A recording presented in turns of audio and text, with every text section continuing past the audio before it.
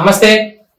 ఈరోజు మన స్టూడియోకి ముఖ్య అతిథిగా జనసేన పార్టీ రాష్ట్ర అధికార ప్రతినిధి రాయపాటి అరుణ గారు వచ్చేస్తున్నారండి.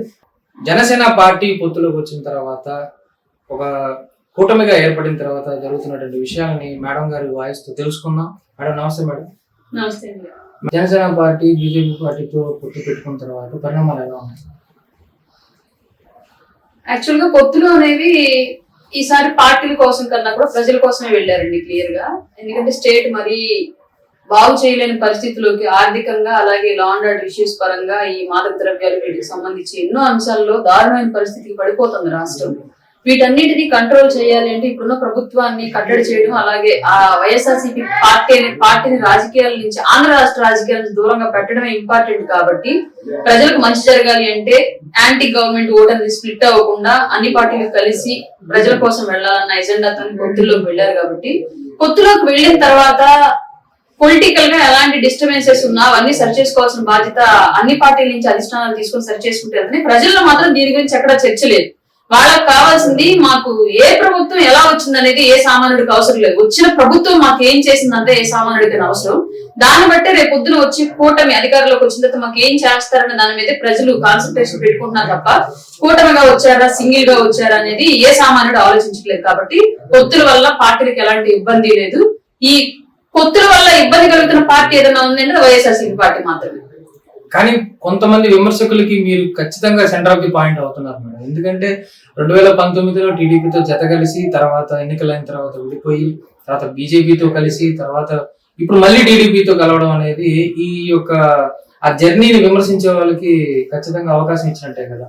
ఉమ్మాటికి అండి, ఇప్పుడు విమర్శకులు అనే వాళ్ళు మనం ఏమి చేసినా రూపాయికి ఒకవైపు ఒకరు చూస్తే రెండు వైపు ఇంకొకరు చూసేలాగా వాళ్ళు ఇష్టం వచ్చినట్టు వాళ్ళు విమర్శలు చేస్తూనే ఉంటారు. కానీ ప్రజల కోసం పొత్తులోకి వెళ్లిన పార్టీలు క్లియర్ గా నేను చెప్తాను, టీడీపీతో గతంలో విభేదించారు అంటే ఆ రోజు కూడా ప్రజల కోసం విభేదించారు. పవన్ కళ్యాణ్ గారు అమరావతి ఇష్యూ మీదే ఫోకస్ చేసి మిగతా ఇచ్చిన హామీల్ని విస్మరించారన్న కాన్సెప్ట్ తోటి, అలాగే అమరావతి భూమికి సంబంధించి బిల్ అనేది మద్దతు తెలిపిస్తే అసెంబ్లీలో ఇప్పుడు తర్వాత రైతులకు ప్రాబ్లం ఉండదనే కాన్సెప్ట్ మీద విభేదించారు పవన్ కళ్యాణ్ గారు. ఆ తర్వాత ఫర్దర్గా జగన్మోహన్ రెడ్డి వచ్చాక ఏదైతే పవన్ కళ్యాణ్ గారు డిమాండ్ చేశారో ఆ డిమాండ్ నెరవేర్చకపోవడం మూలంగానే వాళ్ళ అమరావతి రైతులు రోడ్డు మీద ఉన్న విషయం మనందరికీ తెలిసిందే. ఇట్లాంటి సమస్యలు రాకూడదని ఆయన ముందుగా వాటికి సంబంధించి విమర్శించి, నేను మద్దతు ఇచ్చేటప్పుడు మీరు నాకు ఏ హామీలు అయితే ఇచ్చారో ప్రజలకు సంబంధించి వాటిని నెరవేర్చడంలో వెనకంజ వేశారు కాబట్టి నేను మీతో విభేదిస్తున్నానని చెప్పేసి ఓపెన్ గానే చెప్పి విభేదించారు. ఆయనకి ఏదైనా పదవులు కావాలనో లేదా ఇంకొక లబ్ధి చేకూరాలనో అది నాకు మీరు ఇవ్వలేదని చెప్పేసి కాన్సెప్ట్ తో పవన్ కళ్యాణ్ విభేదించారు. టీడీపీతో క్లియర్ గా ప్రజల కోసం మాత్రం విభేదించారు.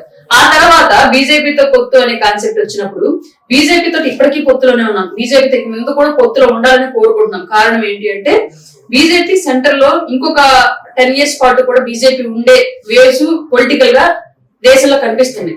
సెంట్రల్ లో ఏ పార్టీ ఉంటే రాష్ట్రంలో ఆ పార్టీ మద్దతు ఇవ్వాలి. కాబట్టి నిధులు ఏమైనా రావాలి అంటే ఈజీగా రాష్ట్ర గవర్నమెంట్ కి సంబంధించి కేంద్ర గవర్నమెంట్ నుంచి పొత్తు అనేది కంపల్సరీ. పైగా ఆ టైంలో మేము పొత్తులోకి వెళ్ళిన సందర్భం ఏంటి అంటే రాజకీయంగా ఎలా ఎదగాలి అనే దానికన్నా కూడా రాజకీయంగా ఎలా తొక్కాలి అనే ఆలోచనలో ఉన్నటువంటి ఒక నాయకుడు అధికారంలోకి వచ్చాడు 2019 జగన్మోహన్ రెడ్డి. అట్లాంటి వ్యక్తి నుంచి కార్యకర్తల్ని క్యాడర్ని కాపాడుకోవాలి అంటే ఒక సామాన్యుడైనటువంటి వ్యక్తి కేవలం పొలిటికల్ గా కాకుండా ఫిలిం ఫేమ్ ఉండి సేవా మార్గం ద్వారా ప్రజల మనసులో ఒక స్థానాన్ని సంపాదించినటువంటి పవన్ కళ్యాణ్ గారు పెద్దగా రాజకీయ మూలాలు ఉన్నటువంటి నాయకుల్ని పార్టీలోకి తీసుకోలేదు. కాబట్టి సామాన్య కార్యకర్తలను తీసుకొని వాళ్ళని కాపాడుకోవాలంటే ఒక పెద్ద పార్టీ యొక్క సపోర్ట్ అవసరం. కాబట్టి ఆ రోజు బీజేపీ పార్టీ సపోర్ట్ తీసుకున్నారు. ఫర్దర్ గా రాష్ట్ర ప్రయోజనాల కోసం కూడా ఆ పార్టీ యొక్క అవసరం ఉంది కాబట్టి కంటిన్యూ చేస్తారు కూడా ఇక మీదట. ఇప్పుడు మనం టీడీపీతో ఎందుకు కలిసామంటే ఈ రోజు కూడా రాష్ట్ర ప్రయోజనాల కోసమే కలుస్తున్నాము. ఎందుకంటే రాష్ట్రానికి ఏం చేశాను నేను, నెక్స్ట్ జనరేషన్ కి ఏమి ఇచ్చాను నేను అని ఆలోచించే ఒక రాజకీయ నాయకుల నుంచి భిన్నంగా జగన్మోహన్ రెడ్డి అనే ఒక వ్యక్తి ఇవాళ నేను ఎంత తిన్నాను, ఈ రోజు చిల్లర ఎంత వేసాను, నెక్స్ట్ జనరేషన్ ఎలా పోతే నాకెందుకు, నా వెనకాల ఎంత ఆస్తులు కూడబెట్టుకున్నాను, నాకు ఎదురొచ్చిన వాళ్ళు ఏ విధంగా భయపెట్టి నా కంట్రోల్ తెచ్చుకుంటున్నాను అనే కాన్సెప్ట్ తో ఉన్న ఆలోచన ఉన్నటువంటి జగన్మోహన్ రెడ్డి వచ్చాడు. కాబట్టి ఇతన్ని ఇప్పుడు అధికారం దించాలి అంటే అతనికి ఆల్రెడీ సాలిడ్ గా కమ్యూనిటీ బేస్ చేసుకుని, క్యాస్ట్ బేస్ చేసుకుని, డబ్బు బేస్ చేసుకుని ఒక సాలిడ్ ఓట్ బ్యాంక్ అనేది వాళ్ళ తండ్రి నుంచి అతనికి వచ్చింది. అలాగే సీనియర్ కాంగ్రెస్ నుంచి అతనికి వచ్చింది. తర్వాత ఈ కోడికత్తి, బాబాయ్ హత్య, తండ్రి హెలికాప్టర్ మారడం ఇలాంటి ఎన్నో ఆస్పిరెంట్స్ అన్ని ఆయన కలిసి రావడం మూలంగా ఒక సాలిడ్ ఓట్ బ్యాంక్ అనేది ఆయనకు ఉండిపోయింది. వీటిని బ్రేక్ చేసి అధికారంలోకి కూటమి రావాలి అన్నా, వైఎస్ జగన్మోహన్ రెడ్డిని అధికారం దించాలి అన్నా డెఫినెట్ గా టీడీపీతో పొత్తు అనేది అవసరం రాష్ట్ర ప్రజల కోసం. కాబట్టి ఇవాళ టీడీపీతో పొత్తులోకి వెళ్ళారు. దీంట్లో ఎక్కడ మా పవన్ కళ్యాణ్ గారి స్వార్థం కానివ్వండి, పార్టీ స్వార్థం కానివ్వండి, పార్టీలో క్యాడర్ కి లబ్ధి చేకూర్చడం కానివ్వండి ఎక్కడా లేదు. కేవలం ప్రజల కోసం ప్యూర్ గా వెళ్ళినటువంటి ఒక నిస్వార్థమైనటువంటి రాజకీయ నాయకుడు పవన్ కళ్యాణ్ గారు. మేడం, ప్రజల కోసం అంటున్నారు, కూటమిగా ఏర్పాటు పడ్డారు. అయితే ఒకప్పుడు రాష్ట్రం విడిపోయిన తర్వాత ఫస్ట్ ముఖ్యమంత్రిగా ఉన్నట్టు చంద్రబాబు నాయుడు గారు ఒకటే వేదికపై ఆ రోజు ప్రధానిగా ఉన్నటువంటి నరేంద్ర మోడీ గారు వాళ్ళు స్పెషల్ స్టేటస్ ఇవ్వలేదు, సేమ్ టైం స్పెషల్ ప్యాకేజ్ ఏదో అన్నారు. సో ప్యాకేజ్ తీసుకుంది ఆయన, ఇచ్చింది ఆయన, ఒకటే వేదిక మీద ఉన్నారు. ఆ రోజు ఆంధ్ర రాష్ట్రానికి నష్టం జరిగింది, అది ఒప్పుకుంటారు. కాబట్టి ఎందుకంటే పవన్ కళ్యాణ్ గారు విభేదించి బయటకు వచ్చారు కాబట్టి మళ్ళీ వాళ్ళతోనే జత కలవడం అనేది కొంచెం విమర్శకులకు దారితీస్తుంది కదా. బీజేపీతో జత ఇప్పుడు కలవట్లేదు. ఇప్పుడు టీడీపీ కలిసింది అంటే అది వాళ్ళ సైడ్ నుంచి ఆన్సర్ చేసుకోవాల్సిన విషయం. క్లియర్ గా దానికోసం పవన్ కళ్యాణ్ గారు బీజేపీతో టీడీపీతో మధ్య సఖ్యత కుదర్చాలని 100% ప్రయత్నించారు. దాన్ని సక్సెస్ అయ్యారు. కారణం ఏంటంటే రాష్ట్రం కోసం బీజేపీ సపోర్ట్ అవసరం, రాష్ట్రం కోసం టీడీపీ సపోర్ట్ అవసరం. వీళ్ళిద్దరిని కలపడం, అలాగే ప్రజల కోసం జనసేన అవసరం ఉంది కాబట్టి దీన్ని ట్రై చేశారు. స్పెషల్ స్టేటస్ అనేది గతంలో రాష్ట్రం కోసం రావాలని ప్రయత్నాలు చేశారు, దాని మీద పెద్ద పోరాటాలు చేశారు. ఆ తర్వాత ప్రజలు ఈ జగన్మోహన్ రెడ్డి అదే కాన్సెప్ట్ అధికారంలోకి వస్తే ప్రతిపక్షంగా ఉన్నటువంటి Jaganmohan Reddy special status medal ఉంచి తెస్తారని చెప్పేసి ఓట్లేశారు. ఓట్లేసి గెలిపించిన తర్వాత ఇవాళ స్పెషల్ స్టేటస్ గురించి ఊసే ఎత్తకపోయినా సరే ప్రజలెవరు దాని గురించి పట్టించుకోవట్లేదు. స్పెషల్ స్టేటస్ వచ్చినా, స్పెషల్ ప్యాకేజ్ తీసుకున్నా ఫర్దర్ గా రాష్ట్ర ప్రజలు వాంటెడ్ గా తాము కోరుకునేది ఏంటంటే మంచి ఉద్యోగాలు, రైతులకు మంచి పంట సాయము, భద్రత, రాష్ట్రంలో ప్రాజెక్టులు నిర్మాణాలన్నీ పూర్తవడం, ఇలాంటి ఎన్నో అంశాలు. ఇవి జనరల్ గా లైవ్ లో నువ్వు ఏ విధంగా తీసుకొచ్చే వాళ్ళకి అనేది సామాన్యుడికి అవసరం లేదు, బట్ ఇవి ఇచ్చావా లేదా అన్నదే వాళ్ళకి అవసరం. వీటిని తీసుకురావడానికి అవసరమైనటువంటి స్పెషల్ స్టేటస్ అయినా స్పెషల్ ప్యాకేజ్ అయినా సరే రెండు పార్టీల యొక్క విభేదాల మధ్య, రెండు పార్టీల యొక్క ఆమోదాల మధ్య డిఫరెన్స్ అనేది ఇప్పటివరకు జరిగింది. ఈ రోజు రాష్ట్ర ప్రజలకు కావాల్సింది అభివృద్ధి దిశగా వెళ్ళాలి అంటే కూటమి అధికారంలోకి రావడం అవసరం. అలాగే బీజేపీతో కూడా స్పెషల్ స్టేటస్ తెస్తారా, లేదంటే రాష్ట్ర పరిస్థితులను చూపించి ఇంకా స్పెషల్ ప్యాకేజ్ అదనంగా ఏమైనా నిధులు కేటాయించేలాగా చేస్తారనేది ఆఫ్టర్ విన్నింగ్ డిసైడ్ చేసుకోవాల్సిన అంశం. బట్ ప్యూర్ గా ఒక మాట అయితే కూటమి తరపు నుంచి ప్రజలకు హామీ ఇస్తుంది ఏంటి అంటే, మీరు ఏవైతే ఈ రాష్ట్ర ప్రభుత్వం నుంచి మీరు కోరుకుంటున్నారో మీ అభివృద్ధి, మీ ఉద్యోగాలు, మీ భద్రత, దీర్ఘకాలికంలో మీ భవిష్యత్తు, వీటన్నింటికి సంబంధించిన భరోసా మీకు ఉమ్మడి పార్టీ ఇవ్వబోతుంది. అది మాత్రం చెప్పగలం క్లియర్ గా. మినీ మేనిఫెస్టో రిలీజ్ చేయక ముందు వరకు పవన్ కళ్యాణ్ గారు ఏకైక నినాదం జగన్మోహన్ రెడ్డిని దించడం. ఇది తప్ప ప్రజలకి నేను ఏం చేస్తాను స్పష్టంగా చెప్పలేదు అనేది ఒక పెద్ద కామెంట్ ఉంది. మినీ మేనిఫెస్టో అంటే చంద్రబాబు నాయుడుతో జత కట్టిన తర్వాతనే మేమేం చేస్తాము అనే ఒక 6 పాయింట్లు రిలీజ్ చేశారు.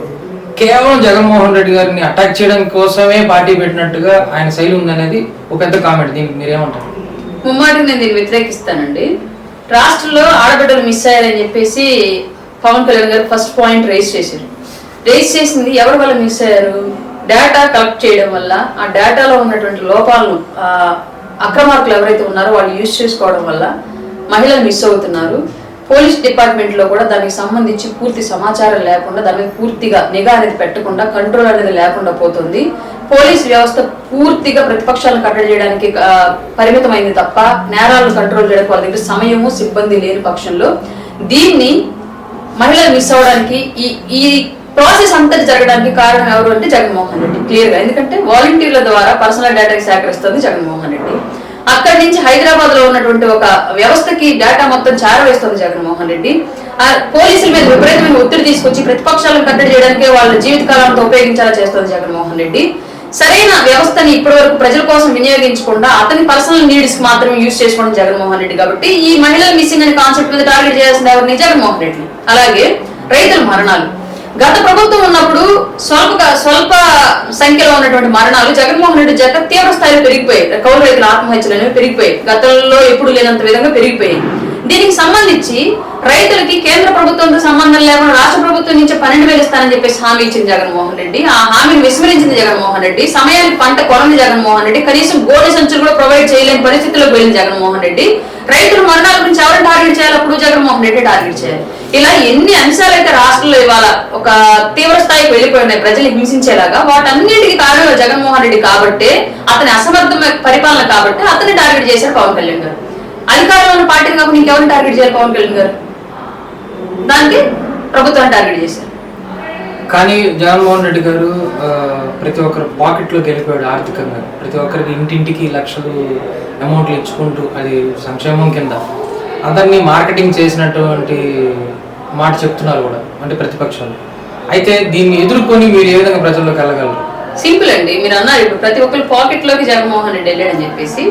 మాకు అక్కడే ఒక ఆన్సర్ ఉంది.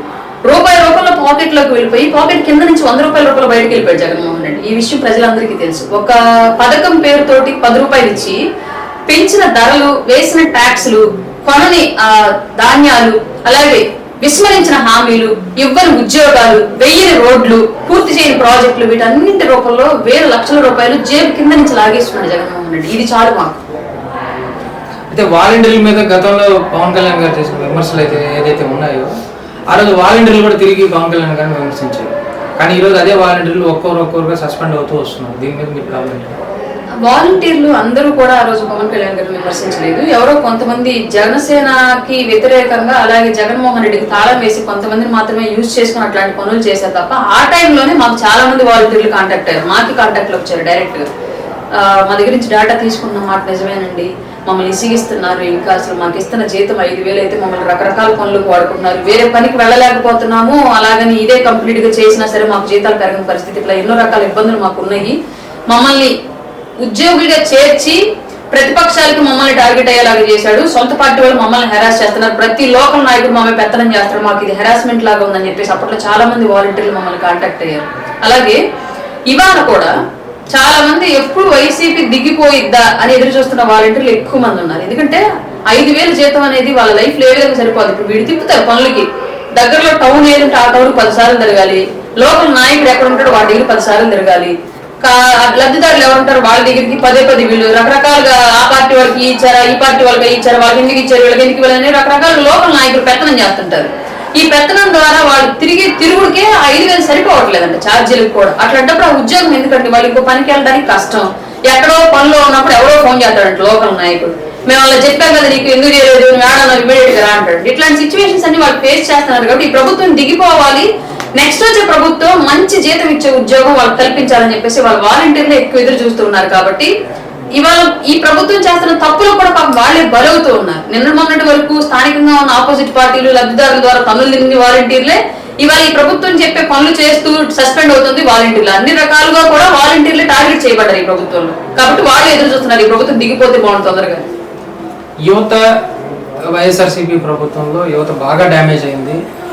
ఎప్పుడు లేనటి విధంగా యువతకి జాబులు ఇవ్వడంలో విఫలమైంది. డిఎస్సి ప్రతి సంవత్సరం జాబ్ క్యాలెండర్ రిలీజ్ చేస్తానని చెప్పి మాట తప్పారు. కానీ మొన్న ఈ మధ్య లేటెస్ట్గా డిఎస్సిని రిలీజ్ చేశారు. దాని మీద కూడా మళ్ళీ యువత తీవ్రమైనటువంటి విమర్శలు చేశారు, మమ్మల్ని రోడ్లు పాలు చేశారు అన్నట్టుగా మాట్లాడారు. దీని మీద మీ కామెంట్ ఏంటి? కామెంట్ కాదండి, ఆవేదన. నాకు ఇదిగో నంబర్ ఆఫ్ మెంబర్స్ నాకు ఆల్రెడీ మెసేజ్ పెట్టున్నారు, మా సమస్య ఇదండి, మీ వాయిస్ ద్వారా దీన్ని వినిపించండి అని చెప్పేసి. దాన్ని సెల్ఫ్ వీడియో చేద్దాం అనుకుంటున్నాను, మీరు అడిగారు కాబట్టి చెప్తున్నాను. డిఎస్సి హడావిడిగా అతని పొలిటికల్ స్టంట్స్ కోసం, ఓట్ల కోసం ఇప్పటికిప్పుడు రిలీజ్ చేశాడు. బట్ ప్రిపేర్ అవుతున్న అభ్యర్థులందరూ కూడా సెకండ్ గ్రేడ్ చేస్తున్న వాళ్ళు అప్పర్ గ్రేడ్ రాసుకోవాలని చెప్పేసి కానివ్వండి, లేదంటే ఏదో ఒక చిన్న చిన్నగా ఉద్యోగాలు చేసుకుంటూ ప్రస్తుతానికి పార్ట్ టైం గా ఈ ఎలక్షన్ ఫీవర్ వల్ల ఉండి వాళ్ళు సరిగ్గా ప్రిపేర్ అవ్వలేక ఈ టెన్షన్స్ లో ఉండిపోయి ఈ ఎగ్జామ్స్ ఇదంతా ఈ హడావిడి సెక్షన్ లో ఈ డిఎస్సి ప్రిపేర్ అవ్వాలని అభ్యర్థులకు టైం దొరకట్లేదు. కేవలం పొలిటికల్ స్టంట్ గా మాత్రమే ఇప్పుడు నోటిఫికేషన్ రిలీజ్ చేసి డ్రామాలు ఆడుతున్న జగన్మోహన్ రెడ్డి యొక్క ఈ కుటిల మనస్తత్వాన్ని ఆలోచించి ఎలక్షన్ కమిషన్ అయినా సరే ఈ విషయాన్ని క్యాన్సిల్ చేసి ఆఫ్టర్ ఎలక్షన్ డిఎస్సి నోటిఫికేషన్ అనేది వచ్చేలాగా చేయాలని చెప్పేసి పెద్ద ఎత్తున డిఎస్సి ప్రిపేర్ అవుతున్నటువంటి అభ్యర్థులందరూ కూడా కోరున్నారు.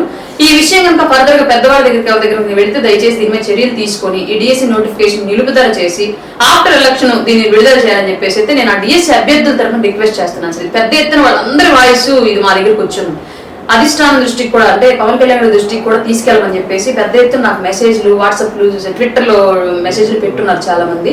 కాబట్టి ఈ మీడియా ముఖంగా నేను ఈ విషయాన్ని బయట పెడుతున్నాను. ఇది డెఫినెట్ గా పొలిటికల్ స్టంట్, వాళ్ళని ఆదుకోవాలని వాళ్ళ ఉద్యోగాల కోసం చేసిన స్టంట్ అయితే కాదు.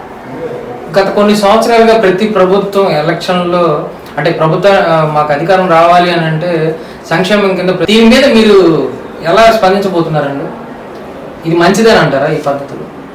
మా అధ్యక్షులు గారు గతంలో చెప్పారు, ఇప్పుడు చెప్పారు, మేము కూడా అదే చెప్తాము. సంక్షేమం ఎంత ఇంపార్టెంట్, అభివృద్ధి అనేది కూడా అంతే ఇంపార్టెంట్. తక్షణం ఆపదలో ఉన్న వాడిని రక్షించడం ఎంత ఇంపార్టెంట్, ఫర్దర్ గా ఆపద అనేది మళ్ళీ అక్కడ లేకుండా ఇంకొకసారి క్రియేట్ అవ్వకుండా లాంగ్ టర్మ్ లో బాగు చేసేలాగా చర్యలు చేపట్టడం కూడా అంతే ఇంపార్టెంట్.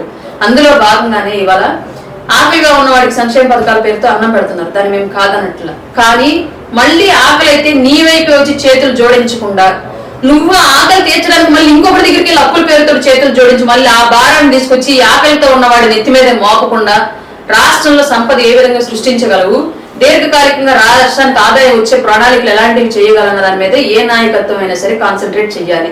దీనికి పూర్తిగా మేము కట్టుబడి ఉన్నాము. రేపు పొద్దున ఉమ్మడి ప్రభుత్వాలు అధికారంలోకి వచ్చినా సరే జనసేన వాయిస్ బిగ్గర్ గా మిగతా పార్టీల దగ్గర వినిపించేది ఈ రెండు వాయిస్లే ఉంటుంది. సంక్షేమంతో పాటుగా కూడా అభివృద్ధి అనేది ఇంపార్టెంట్. మీరు పథకాలు ఇవ్వండి, మేము కాదను. పథకాలతో పాటు ఆ పథకాల లబ్ధిదారులు ఏటికి ఏడు దాని మీద డిపెండ్ అయ్యే వాళ్ళ సంఖ్య తగ్గిస్తూ అభివృద్ధి పెరిగే వాళ్ళ సంఖ్య పెంచుకుంటూ వెళ్ళండి అని చెప్పేసి మేము డిమాండ్ చేస్తాం. పవన్ కళ్యాణ్ గారు జనసేన పార్టీ అధినేత పిఠాపురం నుంచి పోటీ చేయబోతున్నారు. మొన్నటి వరకు అలిగినటువంటి వర్మ గారు కూడా ఇప్పుడు సర్దుకున్నట్టున్నారు. అయితే వీళ్ళిద్దరు కలిసి ప్రజల్లోకి పోయేటప్పుడు ఇంకొక చిన్న ఈ మధ్య వచ్చిన డ్రామర్ ఏంటి అంటే ఎట్టి పరిస్థితుల్లోనూ పవన్ కళ్యాణ్ గారిని ఓడించడానికి 1,00,000 మంది సైన్యాన్ని అపోజిషన్ వాళ్ళు అక్కడ దించారని చెప్పి కొన్ని పత్రికలు కూడా రిలీజ్ చేసి దీన్ని మీరు ఎలా ఎదుర్కోబోతున్నారు? ప్రజలు ఎదురు తిరిగితే, ప్రజలు బలంగా అనుకుంటే ఎంతమంది సైన్యం దిగినా, ఎంతమంది మంత్రులు వెళ్ళినా, ఎంతమంది కుల సంఘాల నాయకులు వెళ్ళినా ప్రజా అభిప్రాయాన్ని, ప్రజల నిర్ణయాన్ని దాటి వెళ్ళలేదని చెప్పేసి మేము బలంగా నమ్ముతాము. ఇవాళ పిఠాపురం ప్రజలు చేసుకున్న అదృష్టం, నాలాంటి మీలాంటి వాళ్ళు చేసుకున్న దురదృష్టం ఏంటంటే పిఠాపురంలో మనకు ఓటు లేకపోవడం, వాళ్ళకి ఓటు ఉండడం. ప్రపంచంలో మంచి వ్యక్తులు అని చెప్పుకోగలిగే వాళ్ళు ఒక వ్యక్తి అయినటువంటి పవన్ కళ్యాణ్ గారు దేశంలో రాజకీయం అంటే ఇలాగే చెయ్యాలి అని నేర్పుతూ యువతరాన్ని అధికారులు రాజకీయాలకు తీసుకొస్తున్నటువంటి ఒక నాయకుడు పవన్ కళ్యాణ్ గారు. సమాజ సేవతో పాటుగా కూడా సామాజిక భద్రత నా బాధ్యత నమ్మినటువంటి ఒక నాయకుడు పేదోడిని కులం మతం చూడకుండా ఆడి కన్నీళ్లు తుడిచే బాధ్యత నాది, ఆడి ఆకలి తీర్చే బాధ్యత నాది అని నిరంతరం దానికోసమే పోరాడేటువంటి ఒక నాయకుడు వాళ్ళ పిఠాపురంలో నించున్నాడు. అతన్ని గెలిపించుకోలేకపోతే పిఠాపురంలో ఉన్నటువంటి ప్రజానికం, పిఠాపురంలో ఉన్నటువంటి ఓటర్ అంతా దురదృష్టవంతులు ఇంకొకరు ఉంటారని బలంగా నమ్ముతున్నాను. అక్కడ ఓట్లు లేనందుకు మేము దురదృష్టవంతులు ఎంత ఫీల్ అవుతున్నాము, అక్కడ ఉన్న వాళ్ళు పవన్ కళ్యాణ్ గారికి ఓటు వేయకపోతే వాళ్ళకన్నా దురదృష్టవంతులు ప్రపంచంలో ఉండరు. అట్లాంటి పరిస్థితి వాళ్ళు నెలకొంది రాష్ట్రంలో. ₹1,00,000 ఆపోజిట్ పార్టీ ఇచ్చినా సరే, మీ ఆర్థిక పరిస్థితి దృష్టి మీరు తీసుకున్నా సరే, అవేం వాళ్ళకి కష్టపడి సంపాదించే డబ్బులు కాదు, మీ మీద మా మీద లాక్కున్న డబ్బులే. కాబట్టి మీ అవసరం దృష్టి ప్రకారం మీరు తీసుకున్నా సరే ఓటు మాత్రం మీ బిడ్డల భవిష్యత్తు గురించి ఆలోచించే పిఠాపురం రూపురేఖలు మార్చేటువంటి పవన్ కళ్యాణ్ గారికి ఓటేయండి అని చెప్పేసి నేను పిఠాపురం ప్రజానికి కోరుకుంటున్నాను. మేడం, ఈ మధ్య గత 24 గంటల నుంచి పోస్ట్ సోషల్ మీడియాలో వైరల్ అవుతుంది. మావోయిస్టులు ఒక లెటర్ రిలీజ్ చేశారని, పవన్ కళ్యాణ్ గారికి ఆపద రాబోతుందని వార్నింగ్ లెటర్ రిలీజ్ చేశారని చెప్పి వచ్చింది. ఇది నిజం అంటారు? మీ దాకా వచ్చింది? నేనైతే చూడలేదండి, ఇప్పుడు మీ ద్వారా వింటున్నాను. మావోయిస్ట్ అగ్రనేత గణేష్ అనే ఒక పేరు మీద పవన్ కళ్యాణ్ గారికి ఒక స్ట్రాంగ్ వార్నింగ్ లెటర్ ఇచ్చారని చెప్పి ఒక పోస్ట్ సోషల్ మీడియాలో వైరల్ అవుతుంది. నాకు తెలిసినంత వరకు మావోయిజం అనేది పేదల పక్కన నిలబడే వాయిస్, బాధితుల పక్కన నిలబడే వాయిస్. అడవుల్లో ఉండే అన్నలు మావోయిజం అయితే ప్రజల్లో ఉండే అన్నది పవనిజం. మేమిద్దరం ఒకటే కాదని నేను అన్నాను. మావోయిస్టుల నుంచి లేఖ వచ్చింది పవన్ కళ్యాణ్ గారి కంటే ముమ్మాటికి నమ్మదు. ఖచ్చితంగా మావోయిస్టు ముసుగులో వైసీపీ లేఖ అయి ఉండొచ్చు. అంటే ముందుగానే బెదిరింపులకు గురి చేయడం, మానసికంగా ఒత్తిడికి గురి చేయడం, లేదంటే రేపొద్దున ఏమన్నా చెయ్యాలి వీళ్ళు ముందుగానే ప్లాన్ రచించుకుంటూ జరిగితే ఏమన్నా దాన్ని మావోయిస్టుల మీదకి నెట్టే చర్య అయి ఉండొచ్చు తప్ప మావోయిస్టుల నుంచి పవన్ కళ్యాణ్ గారికి అట్లాంటి థ్రెట్ వచ్చిందని నేనైతే అసలు అనుకోవట్లేదు. ఎందుకంటే మావోయిజం అంటేనే సొసైటీలో ఉన్న అవకతవకల్ని సరిచేయలేక, ఈ వ్యవస్థ వల్ల వచ్చినటువంటి తీవ్రమైన అవినీతిని తట్టుకోలేక తుపాకి బట్టి అడవుల్లోకి వెళ్ళిన వాళ్ళు అన్నారు. సమాజంలో నేను ఇక్కడే ఉంటా, ఇక్కడే బాగు చేస్తారని చెప్పేసి పార్టీని పెట్టి గాజు గ్లాసును పట్టుకొని ప్రజల కోసం పోరాటం చేస్తున్నటువంటి వ్యక్తి పవన్ కళ్యాణ్ గారు. పవనిజం, మావోయిజం నుంచి పవనిజానికి హెచ్చరికలు వచ్చినాయంటే నమ్మే ప్రసక్తే లేదు. మేడం, ఇప్పుడు మీ సొంత నియోజకవర్గం ఒంగోలు విషయానికి వస్తే జనసేన పార్టీ అంత బలంగా లేదు అనేది పాయింట్ ముమ్మాటికి ఒప్పుకుంటారండి. ప్రజల్లో జనసేన పార్టీ పట్ల ఆదరణ ఉంది. సామాజిక వర్గాలను బేస్ చేసుకుని అటు నాయుడు సామాజిక వర్గం కానివ్వండి, ఎస్సీలో, బీసీలో, మైనార్టీలో కానివ్వండి, చిరంజీవి గారి మీద ఉన్న అభిమానం, పవన్ కళ్యాణ్ గారి మీద ఉన్న అభిమానం, ఈ మిగతా రెండు పార్టీల పట్ల ఉన్నటువంటి విముఖత మూలంగా ఒక టైంలో జనసేన పార్టీకి చాలా స్పేస్ ఉంది ఒంగోలు నియోజకవర్గంలో. ఆ స్పేస్ ని ఆక్యుపై చేయడంలో మా నాయకత్వం 100% విఫలమైందని చెప్తాను. నేను దానికి ప్రత్యక్ష సాక్షిని. కాబట్టి దాన్ని తప్పించుకోవడానికి ఛాన్సే లేదు. నేను స్పేస్ ఉన్న టైంలో ఆ స్పేస్ ని ఆక్యుపై చేయడంలో జనసేన వెనకడుగు వేయడంతో మళ్ళీ ఆ స్పేస్ ని టీడీపీ ఆక్యుపై చేసుకుంది, రిటర్న్ అయింది మళ్ళీ టీడీపీ. అందులో భాగంగానే ఇవాళ నియోజకవర్గంలో కనీసం జనసేనకి సీట్ ఇవ్వండి అని అడగటానికి కూడా మాకు వాయిస్ రాని సిచ్యువేషన్ క్రియేట్ అయింది. కాబట్టి జరిగే అన్ని పరిణామాలని మౌనంగా చూస్తూ ఉండిపోయాం మేము అంతే.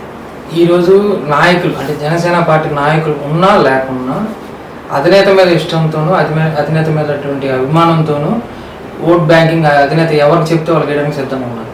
ఇది వాస్తవేనా? 100% అండి. ఇప్పుడు మాకు అక్కడ నాయకుడితో పని లేదు, ఇక్కడ ఎవరు నించోబెట్టారని మాకు సంబంధం లేదు. ఓపెన్ గా చెప్తున్నాం, పవన్ కళ్యాణ్ గారు ఫాలోవర్స్ గా జగన్మోహన్ రెడ్డిని తీసుకొచ్చి జనసేన బీఫామ్ ఇచ్చి ఒంగోలు నించోబెట్టినా సరే అతన్ని పవన్ కళ్యాణ్ గారి మాట ప్రకారం ఓట్లేసి గెలిపించి నిలబెట్టడానికి సిద్ధంగా ఉన్న నాయకత్వం క్యాడరు పవన్ కళ్యాణ్ గారి సొంతం. కారణం ఏంటి అంటే ఆయన వెంట నడిచే నాయకత్వం ఏదైనా సరే ఆయన మాటలో ఆయన బాటలో నడవాలి. అది జగన్మోహన్ రెడ్డి అయినా సరే సచ్చినట్టు ఆయన అనుసరించాలి. మేము అంత బలంగా పవన్ కళ్యాణ్ గారి విధానాన్ని నమ్ముతాం. అతను ఒక మాట అనుకుంటే, ఒక చర్య తీసుకుంటే దానికోసం ఎంత స్ట్రాంగ్ గా నిలబడతాడో మాకు తెలుసు. కాబట్టి పవన్ కళ్యాణ్ గారు నమ్మి ఆయన చెప్పిన నాయకత్వాన్ని గెలిపించడానికి మేము సిద్ధంగా ఉన్నాం. అక్కడ ఎవరున్నారు వ్యక్తి మాకు అనవసరం, బీఫామే మాకు ముఖ్యం. మీ మీద స్పోక్ పర్సన్ అనే ఒక క్యాడర్ మీకు ఇచ్చినప్పుడు మీరు మీడియా ముందు అంటే పార్టీ గురించి, పార్టీ విధానాల గురించి ప్రజలకు తీసుకెళ్ళడం కానీ లేదా పార్టీని ఎవరినైనా విమర్శిస్తే మీరు మాట్లాడే రైట్ అనేది మీకు అధిష్టానం మీకు ఇచ్చింది. మరి ఆ పని కాకుండా మీరు ఎందుకు ప్రజల్లో ఒక లోకల్ నాయకులలాగా వాళ్ళకి పోటీగా వెళ్ళి, వాళ్ళకి అడ్డంగా వెళ్ళి, వాళ్ళు వెళ్ళాల్సిన ప్లేస్లో మీరు వెళ్ళడం వల్ల మీ మీద ఉన్నటువంటి ఈ డిస్టెన్స్ అంటే వాళ్ళకి మీకు ఒక ఈగో ఫ్యాక్టర్ రావడానికి కారణం కూడా మీ యొక్క వ్యవహార శైలి అని చెప్పి ఒక పెద్ద కామెంట్. నేను ఎగ్జాంపుల్ చెప్తానండి. ఇప్పుడు మీరు అన్నారు మీడియాలో మాట్లాడడం వరకు నా బాధ్యత అని. మీడియాలో మాట్లాడడం వల్ల నన్ను ఇంత ఓన్ చేసుకున్నారని మీరు అంటున్నారు కదా జనాలు. నేను మాట్లాడే విధానం నచ్చే మీడియాలో నన్ను ఎంకరేజ్ చేస్తున్నారు ప్రజలు. ఇదే వాయిస్ వాళ్ళ ఊర్లోనో, వాళ్ళ మండలంలోనో, వాళ్ళ నియోజకవర్గంలోనో వినిపిస్తే వాళ్ళకి అక్కడ పార్టీ క్యాడర్ డెవలప్ అయితే వాళ్ళు నమ్మి బయటకు వచ్చే వాళ్ళు ఎక్కువ మంది ఉంటారు, మహిళలు పెద్ద ఎత్తున బయటకు వస్తారని చెప్పేసి స్థానికంగా ఉన్న నాయకత్వం నమ్ముతుంది. కాబట్టి అక్కడికి నన్ను గెస్ట్ గా పిలుస్తున్నారు ఎక్కడికి వెళ్ళినా సరే. ఎందుకంటే నేను సొంతంగా ప్రోగ్రామ్స్ చేయను, నాకు సొంతంగా ప్రోగ్రామ్స్ చేసే పొలిటికల్ ప్రోటోకాల్ నాకు లేదు. ఎవరైనా నన్ను గెస్ట్ గా పిలిస్తే మాత్రం నేను వెళ్ళగలను, కుర్చీ వేస్తే మాత్రమే కూర్చోగలను, మైక్ ఇస్తే మాత్రమే మాట్లాడగలను. దానికి నిదర్శనమే ఒంగోలులో ఎన్నో సభలకు నన్ను పిలిచి నా ప్రోటోకాల్ ప్రకారం నాకు కుర్చీ వేయకుండా కనీసం నాకు మైక్ కూడా ఇవ్వకుండా అవమానించి పంపించే సందర్భాలు చాలా ఉన్నాయి. వాటన్నింటికి నేను బాధితురాలనే కాదని నేను అన్నట్లా. నేను ఎక్కడ ప్రోగ్రామ్ చేయలేనప్పుడు నేను ఎవరి స్పేస్ లోకి ఎందుకు వెళ్ళగలను, ఎలా అడ్డం వెళ్ళగలను? ఎవరో పిలవకుండా నేను వెళ్ళలేను. నన్ను ఒక మండల అధ్యక్షుడు, ఒక నియోజకవర్గ ఇన్ఛార్జో, ఒక జిల్లా ఇన్ఛార్జో లేదంటే ఇంకో సమన్వయకర్త పిలిచినప్పుడు నేను రానండి, నాకు మీరు పిలవక్కర్లేదండి, మీ ప్రోగ్రామ్ నేను రానండి నేను చెప్పలేను కదా. 100% నన్ను మర్యాద పూర్వకంగా ఇన్వైట్ చేసినప్పుడు వాళ్ళ మర్యాదను కాపాడుకోవడం కోసం నేను వెళ్ళాల్సిందే. వెళ్ళినప్పుడు ఆటోమేటిక్ నాకు మైక్ వచ్చింది, నా మాటలు ఎదుటి వాళ్ళకి నచ్చుతాయి, చప్పట్లు సహజంగా వస్తాయి. దీన్ని నేను ఎక్కడ కంట్రోల్ చేయగలను? ఇందులో నా తప్పు ఎక్కడ ఉంది? నేను మాత్రం ఇప్పటికీ చెప్తున్నాను ఓపెన్ గా, నేను పార్టీ కోసం వచ్చాను, పార్టీ కోసం నిల్చున్నాను. పార్టీ ప్లాట్ఫామ్ లో ఎవరితో కలిసి పనిచేయడానికని నేను సిద్ధం. నా వల్ల ఎవరికి తెలిసి ఇబ్బంది జరగదు, వాళ్ళకి వాళ్ళు క్రియేట్ చేసుకునే ఇబ్బందికి నేను కారణం కాదు. ఎవరు టాలెంట్ ని ఎవరు తొక్కాలి అనుకుంటే ఎక్కువ కాలం తొక్కలేరు, ఏదో ఒక రోజు రివర్స్ అవుతుంది. అనగ తొక్కాలనుకున్న రోజులు అనగ తొక్కుతానే ఉన్నారు. నేను అణిగి ఉంటాను, స్టిల్ నేను అణిగే ఉన్నా. ఇప్పటికి కూడా నేను రివర్స్ అవ్వాలా. నేను రివర్స్ అయితే పరిస్థితి వేరే ఒకటి, బట్ అది డ్యామేజ్ పార్టీకి అయింది కాబట్టి నాకు తెలుసు ఆ విషయం. నేను ఏ పార్టీని అయితే బలపరచాలని వచ్చానో ఆ పార్టీ నా వల్ల వీక్ అవడానికి నేను ఒప్పుకోలేను. కాబట్టి నేనే వీక్ గా సైలెంట్ గా నిల్చొని ఉన్నాను. పవన్ కళ్యాణ్ గారు ఏదో ఒక రోజు ఈ సమస్యలను ఐడెంటిఫై చేస్తాడు, ఈ సమస్యల్ని ఆయన క్లియర్ చేస్తారని నేను బలంగా నమ్ముతున్నాను. నాకు హామీ కూడా ఇచ్చారు ఈ సంఘటన జరిగిన తర్వాతే. కాబట్టి నేను ఆయన మాట ప్రకారం వెళుతున్నాను. ఆయన మాట ఎప్పుడు రాయపడ్డారన్న దాటదు. ఆయన ఆగమంటే ఆగుతుంది, నడవమంటే నడుస్తుంది. కొత్తగా ఓటు తెచ్చుకున్నటువంటి పౌరులకు నేను చెప్పేది ఏంటి అంటే, ఓటు అనేది ప్రజాస్వామ్యాన్ని నిలబెట్టడానికి మనకిచ్చిన హక్కు, మనకిచ్చిన ఆయుధం. దీన్ని మీరు డబ్బు కోసం అమ్ముకోవద్దు. మీ కులపోడు నాయకుడా కాదన్నది చూడొద్దు, గుణం కలిగిన వాడా లేదా అన్నది మాత్రమే చూడండి.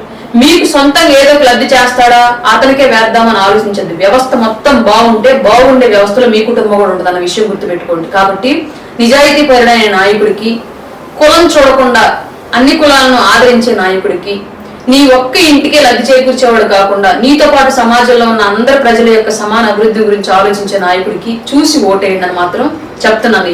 అంటే రాబోయే యువతదే భవిష్యత్తు, దేశ భవిష్యత్తు, రాష్ట్ర భవిష్యత్తు అంతా వాళ్ళ చేతుల్లో ఉంది. కాబట్టి మీరు వేసే ఓటు మీ భవిష్యత్తు కోసం వేస్తున్నట్టు అన్న విషయం గుర్తుపెట్టుకోండి. ఎందుకంటే ఒక ఆడబిడ్డ ఉంటే మన ఇంట్లో ఉన్నంతసేపు మన చేతిలో, మన అక్కో చెల్లు మన ఇంట్లో సేఫ్ గానే ఉంటది. బట్ ఆవిడ పుట్టిన దగ్గర నుంచి చనిపోయేంత వరకు మనం ఆమె చుట్టూ ఉండలేం. ఈ సమాజంలో ఆవిడ మనం లేకుండా ఎక్కడో చట్టం సర్వైవ్ అవ్వాల్సిన పరిస్థితులు వస్తాయి. మనం బాగున్నాం కదా అని చెప్పేసి ఒక వెదవకు ఓటేస్తే ఆ వ్యవస్థ మొత్తం నాశనం చేస్తాడు. ఆ నాశనమైన వ్యవస్థలో ఏదో ఒక రోజు నీ ఇంటి ఆడబిడ్డ ఎదుర్కోవాల్సి వచ్చింది. ఆ రోజు నువ్వు ఇవాళ ఓటేసిన వాడు చేసినటువంటి నాశనం ఆ రోజు నీ బిడ్డను నాశనం చేస్తుంది. కాబట్టి ప్రతి చోట సెక్యూరిటీ ఉండేలాగా, వ్యవస్థ మొత్తం బాగుండేలాగా, సమాజాన్ని మొత్తాన్ని మంచిదారిలో నడిపించే నాయకత్వానికి మీరు ఓటేస్తేనే మీరు ఉన్నా లేకపోయినా మీ కుటుంబం భద్రతగా ఉంటుందన్న విషయం గుర్తుంచుకోండి. బట్ ఇప్పటి నుంచి మన ఆలోచన విధానం మాత్రం మంచి వైపు నడిచేలాగా నేర్చుకుందాం. థ్యాంక్ యూ సో మచ్ నాకు అవకాశం కలిగించింది.